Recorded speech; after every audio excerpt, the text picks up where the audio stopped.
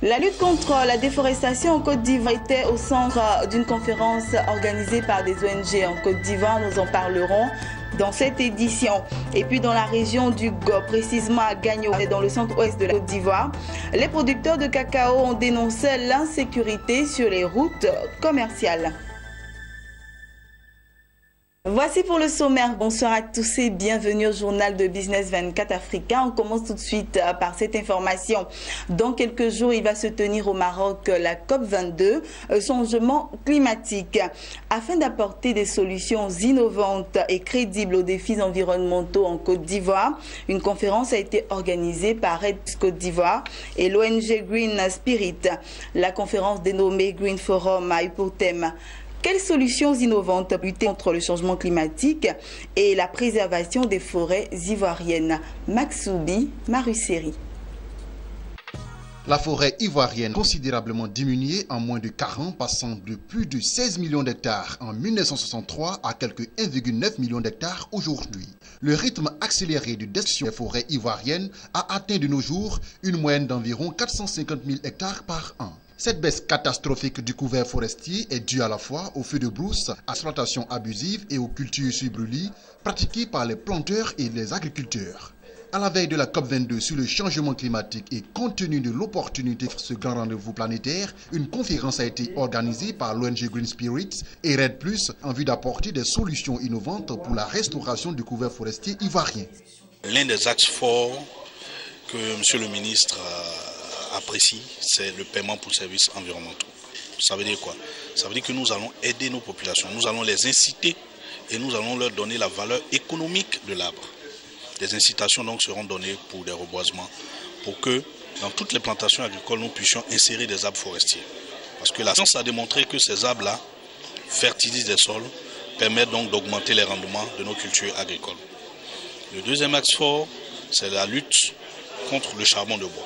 C'est-à-dire nous allons aider nos populations à faire du charbon de bois, mais cette fois-ci de façon durable. Il faut que le charbon de bois là soit fait de façon durable pour que les populations puissent économiquement s'en sortir et pour que les forêts soient préservées. Le troisième axe fort, c'est l'implication du secteur privé et le renforcement du dialogue. Cette conférence a également pour but de faire connaître les acteurs dans le domaine de l'environnement qui œuvrent pour un cadre de vie sain et susciter l'intérêt autour de la déforestation. Déforestation liée le plus souvent à la cacaoculture. Pour le conférencier, il est possible de cultiver le cacao sans détruire la forêt. Le ministère de l'Environnement, celui de l'Agriculture et des eaux et forêts se sont mis ensemble et ont développé le concept qu'on appelle agriculture zéro déforestation. C'est-à-dire comment arriver à faire une agriculture sans déforester. Et des solutions ont été trouvées pour intensifier cette agriculture-là. Il ne reste plus qu'à passer ce message à nos communautés rurales. Et donc des équipes mixtes seront formées dès 2017 pour aller vers ces populations. Le bienfait, les conséquences, leur donner les moyens techniques, comme je l'ai dit surtout. Et je pense que nous allons arriver d'ici 2020 à faire une agriculture prospère, voici une agriculture sans déforestation. Le Green Forum est co-organisé par l'ONG Green Spirit et Red+, deux structures qui ont pour vocation de contribuer à la préservation de l'environnement via des campagnes de sensibilisation sur la dégradation du cadre de vie et du pillage systématique des forêts. Nous avons créé le Green Spirit Africa parce que nous nous sommes rendus compte que autour des projets environnementaux, que ce soit dans la conservation de la nature, que ce soit toutes ces problématiques de changement climatique, il n'y a pas assez de communication. Et aujourd'hui, nous avons constaté aussi que les gros organismes qui sont dans la conservation, qui sont dans les solutions innovantes telles que le CNRA, l'OIPR, la SODEFOR et le Red+, ils ont des solutions. Ces organismes ont des solutions. Même les missions ont des solutions. Mais ces solutions ne sont pas largement divulguées. On ne communique assez autour de ces solutions-là. Alors qu'il est important pour la population de savoir, et pour même les acteurs qui sont dans le domaine de la conservation, de savoir que ces solutions existent. Red+ à réduction des gaz à effet de serre dus à la déforestation et à la dégradation des forêts. Red+ est un mécanisme des Nations Unies permettant de rémunérer les pays pour leurs efforts de déforestation. Un mot d'agriculture dans ce journal. Depuis le lancement le 1er octobre dernier de la campagne de commercialisation du cacao, la région du Goss et dans le centre-ouest de la Côte d'Ivoire ne dort plus. C'est quasi quotidien que les braquages et autres attaques sur les routes commerciales font des victimes. Les producteurs de cacao de Gagnoa ne savent plus à quel sein se vouer. Face au danger, ils menacent d'arrêter la campagne de commercialisation dans le Goss si rien n'est fait pour assurer leur sécurité. Un reportage de Mamadou Koné commenté par Sandrine Bomba. Suspendre les activités économiques liées au café et au cacao dans le Goss si rien n'est fait, voici la menace des producteurs de Gagnoa, membres du collectif des sociétés coopératives, acheteurs et pisteurs de la région. Il s'agit pour eux de dire leur ras-le-bol face à l'insécurité grandissante sur les routes commerciales. C'est donc un cri de cœur que nous adressons au chef de l'État, au ministre de la Défense, au commandant supérieur de la gendarmerie pour que des mesures soient prises pour Gagnoa. Sinon, c'est la mort programmée pour notre activité économique. Aujourd'hui, nous, sociétés coopératives, acheteurs de produits, pisteurs, ne savons plus à quel sein nous vouer. Il est impossible de travailler car dès que vous avez l'argent, vous êtes visité par les malfrats. Invitons instamment le gouvernement à se pencher sérieusement sur la situation sécuritaire de notre localité. Nous avons un seul opérateur qui a perdu au total 118 millions en espace de 2 mois. Le PCA de coopérative Nataba de Djegounefla. Nous avons d'autres opérateurs qui ont même plié, c'est-à-dire qu'ils ont abandonné même l'activité compte tenu de leur sécurité. Je prends le cas de M. Nicolas que nous appelons effectivement Obama, qui a été agressé à domicile à coups de cache. Et cette année encore, la reprise de l'activité, c'est la même chose. Pas plus tard que le 25 octobre, moi-même, en tant que PCA de coopérative agricole à Noisette de Djegounefla, mon trésorier a été agressé à moins d'1 kilomètre d'Oumé, à midi, je dis bien à midi, en pleine journée, avec des coups de Kalachnikov. Avant, c'était sur les pistes, mais aujourd'hui, dans la ville, en pleine ville, devant les magasins. Et tout ça, les gens viennent à visage couvert. Et vraiment, on ne sait plus ce qui se passe. Le collectif des sociétés coopératives, acheteurs et pisteurs de la région du Goss appelle autour de l'opération Terré. Une opération de sécurisation qui avait permis de nettoyer la région d'un coupeur de route qui gangrène. Il souhaite également que les capacités de mobilité des forces de l'ordre soient renforcées. Des forces de l'ordre qui semblent, selon eux, dépassées par la puissance de feu des bandits. Et la page culture économique de ce jour, nous parlerons du TAFTA, plus connu sous le nom de TTIP, Transatlantic Trade and Investment Partnership, un projet qui a pour but de favoriser le commerce entre l'Union européenne et les États-Unis par la création d'une zone de libre-échange. Suivez. Comprendre les enjeux du TAFTA. Le TTIP, pour Transatlantic Trade and Investment Partnership, plus connu sous le nom de TAFTA, est un projet d'accord commercial en cours de négociation entre l'Union européenne et les États-Unis. L'objectif du TAFTA est de favoriser le commerce entre l'Union européenne et les États-Unis en créant une vaste zone de libre-échange.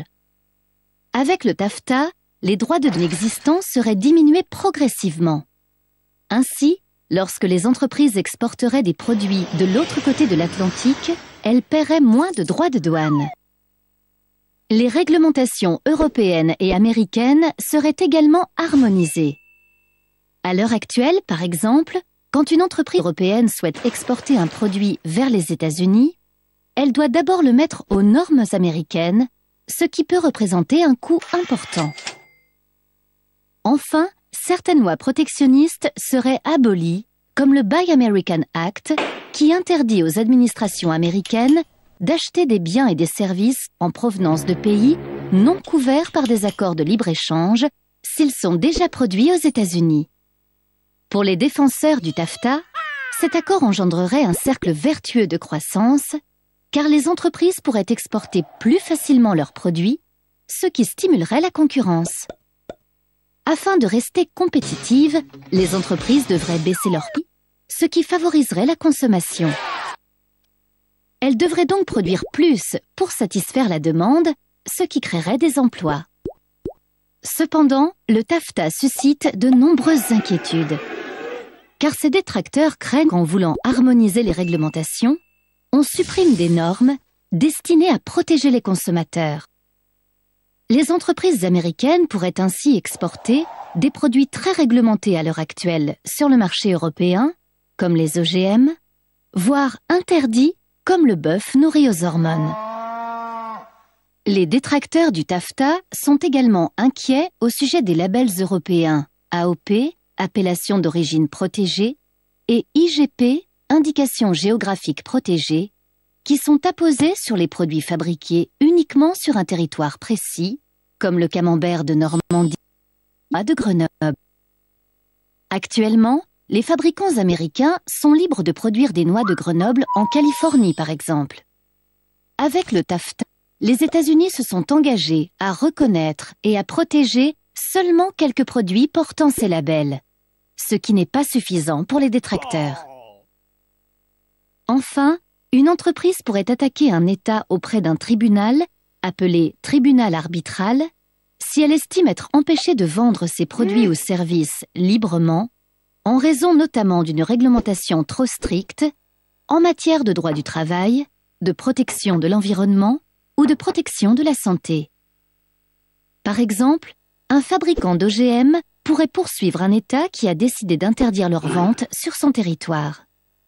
À l'heure actuelle, les négociations continuent le plus grand secret, tandis que l'opinion publique appelle à davantage de transparence et à bon projet. Pour ce journal avec ces informations en bref et en images, sauf surprise, la Côte d'Ivoire sera la championne de croissance économique en 2016 et 2018 en Afrique subsaharienne, selon une analyse du rapport des perspectives économiques de la région du FMI. Elle devrait ainsi mieux faire que l'Éthiopie, le Rwanda, la Tanzanie et le Sénégal sur la période concernée. Avec une inflation des chiffres officiels présentés comme étant maîtrisés, le pays finalise sa sortie d'une crise sociopolitique qui a duré 10 ans et semble avoir trouvé tous ses revers sur le plan économique. Et puis nous terminons avec cette information. Au cours de la dernière rencontre organisée il y a quelques jours au Cameroun par la Commission bancaire de l'Afrique centrale COBAC, avec les responsables des banques commerciales en activité, dont les CPI de la zone CEMAC, il ressort que les créances en France ont connu une hausse de 41,6% en juillet 2016. En valeur absolue, ces créances en souffrance avaient déjà atteint la somme de 894 milliards de francs CFA à fin mars 2015, soit environ 11,8% des créances brutes octroyées sur cette période par l'ensemble des institutions bancaires de cet espace communautaire. Voilà, c'est ici que nous refermons ce journal. Je vous souhaite une excellente suite de programmes sur Business 24 Africa et excellent week-end.